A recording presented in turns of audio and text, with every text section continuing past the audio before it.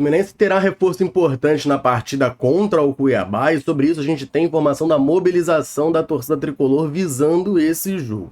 Para a gente permanecer na Série A, não basta só a nossa vitória, a gente também precisa de uma ajudinha do Flamengo que enfrenta o Criciúma e tem uma declaração importante do treinador deles sobre as atenções para essa partida. Além disso, o comentarista de arbitragem critica Paulo Henrique Ganso pelo lance polêmico da expulsão no final do jogo passado. Isso e muito mais a gente vai falar nesse vídeo aqui. Desde já deixe o seu like, se inscreva no canal e ative o sininho para não perder nada. Depois da vinheta vamos falar muito do Flusão.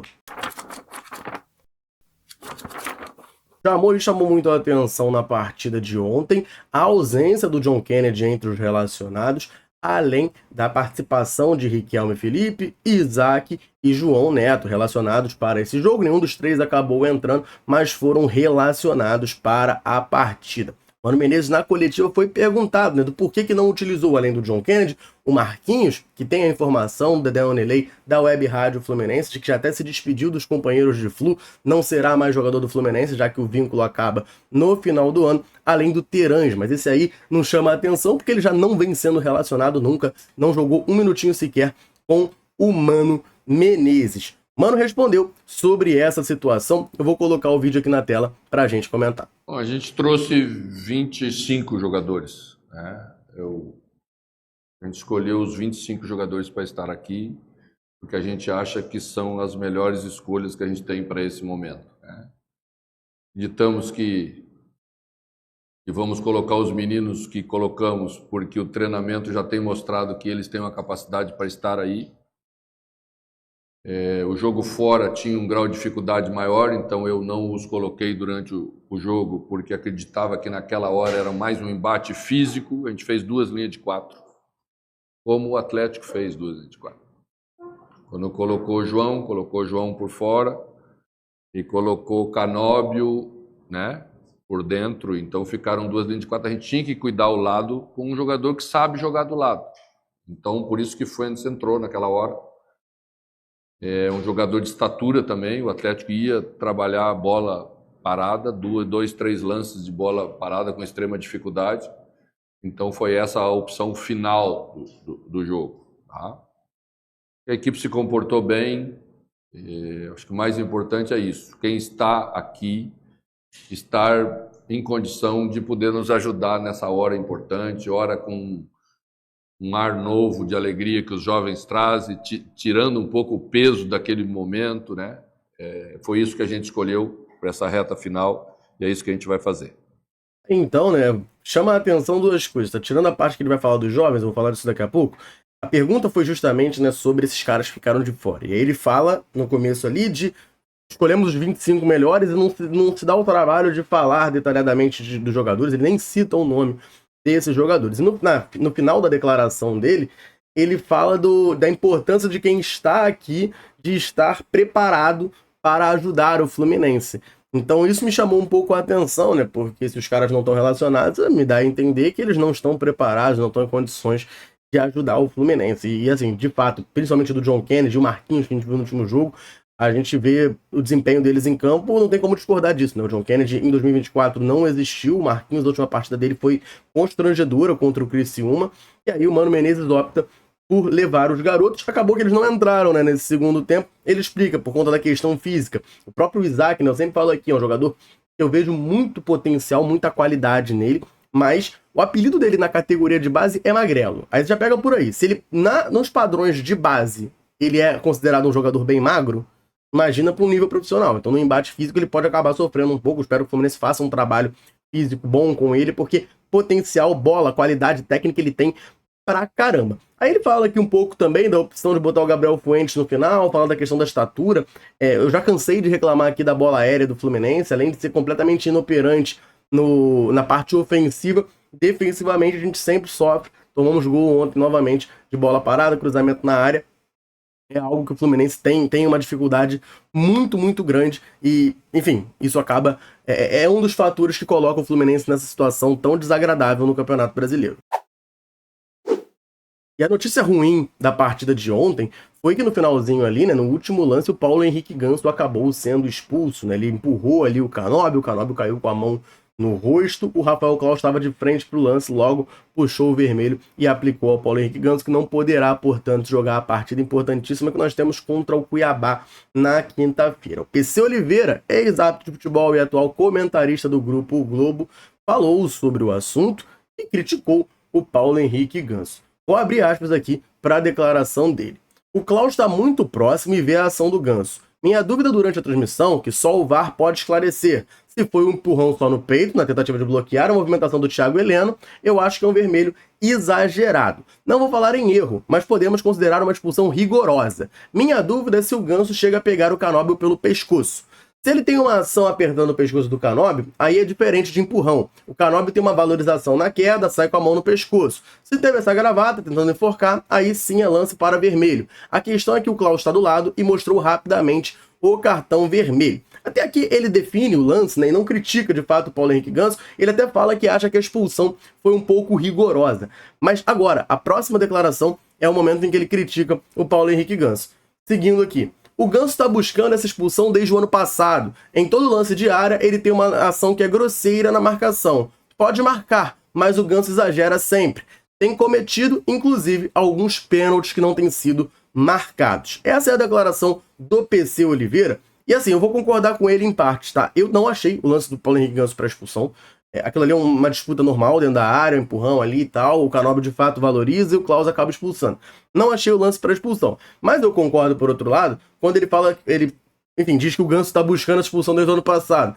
Assim, estar buscando é uma expressão forte, mas o Paulo Henrique Ganso é imprudente, sim, tá? Muito imprudente nessas brigas dentro da área. Claro que é importante você ter a agressividade dele ali para atrapalhar o adversário e tal. Eu acho que o Fluminense sofreria muito mais gols do que sofre de bola parada, que já é muito, se não tivesse um cara com a postura do Paulo Henrique Ganso ali dentro da área. Mas ele dá uma exagerada. E, porra, ontem, no último lance do jogo, cara, você arrumar um problema desse, assim, você já sabe que o árbitro é o Rafael Claus, que é um árbitro que, pô, o Fluminense já não se dá muito bem com ele, as coisas já são meio ruins ali, então poderia ter sido um pouco mais prudente. Repito, eu acho que a expulsão foi exagerada, mas eu acho que um cara da experiência do Paulo Henrique Ganso poderia ter sido mais prudente, ainda mais naquela altura do jogo, né? Era a última bola do jogo, era o último lance. Então, pô, aquela expulsão ali foi muito ruim e a gente... Cara, eu faço muitas críticas ao Paulo Henrique Ganso, eu acho que falta muito a ele poder de decisão para um camisa 10 que ganha o quanto ele ganha, mas é inegável que o time do Fluminense sem ele piora e piora muito. E a gente vai para um jogo tão importante contra o Cuiabá na quinta-feira sem ele devido a essa expulsão, é algo que, claro, vai preocupar pra caramba o torcedor do Fluminense.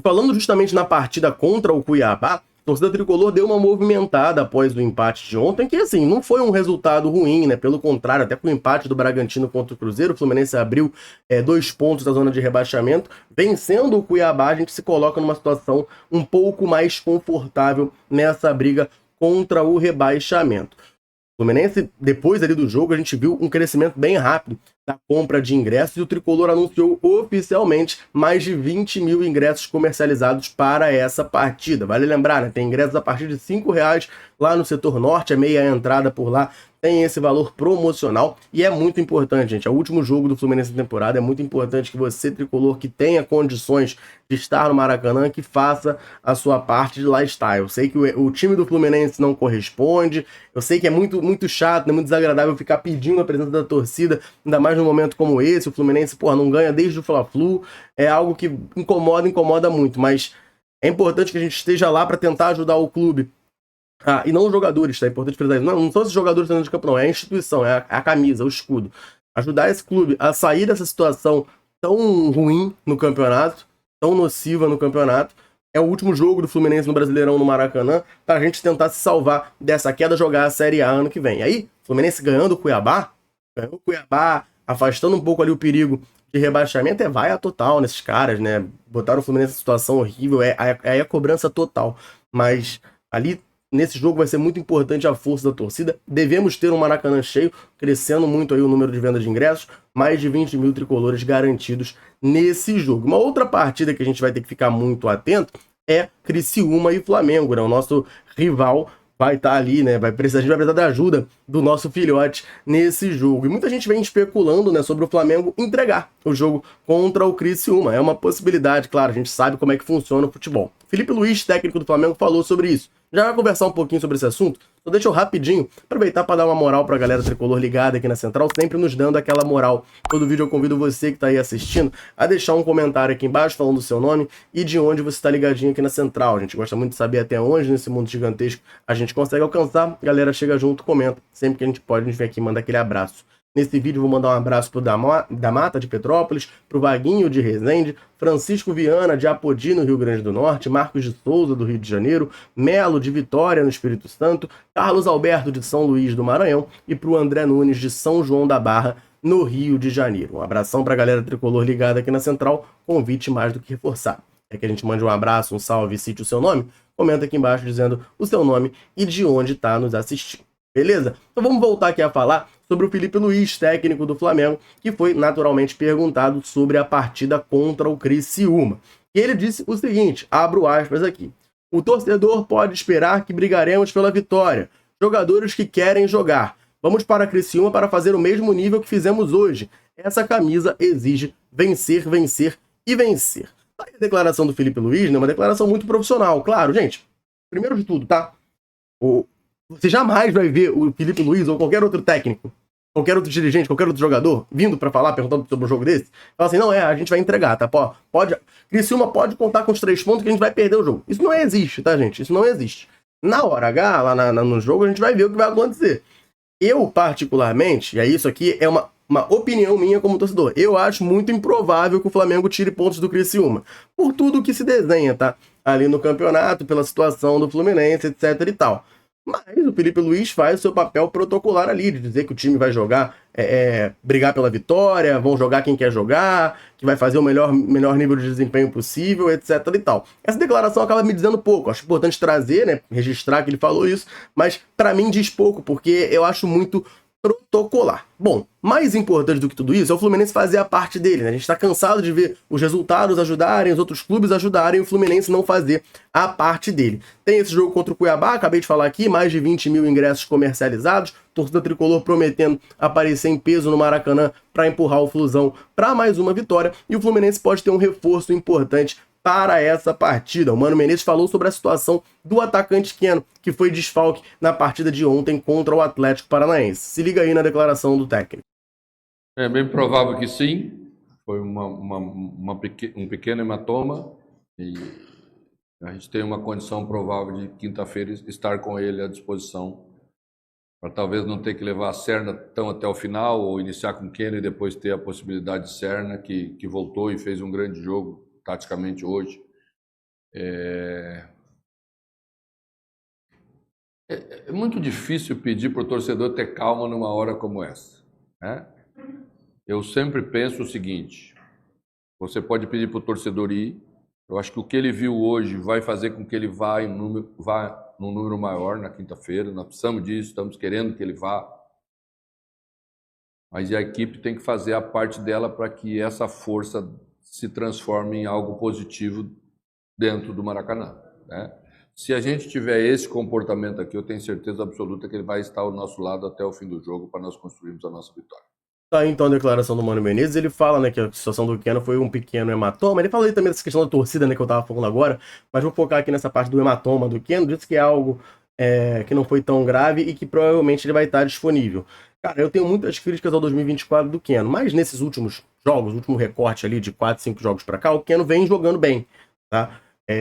Repito, 2024 do Keno é horroroso, tá? Horroroso. Mas os últimos poucos jogos ali do Fluminense, ele vem jogando bem, ele vem ajudando, ele vem tentando criar alguma coisa, vem parecendo querer salvar o Fluminense da situação. Então eu acho uma boa notícia, sim, o retorno dele. Para 2025 eu não manteria o Keno, tá? Já dando aqui um spoiler. Eu não manteria o Keno, eu não manteria, na verdade, a maior parte desse elenco do Fluminense.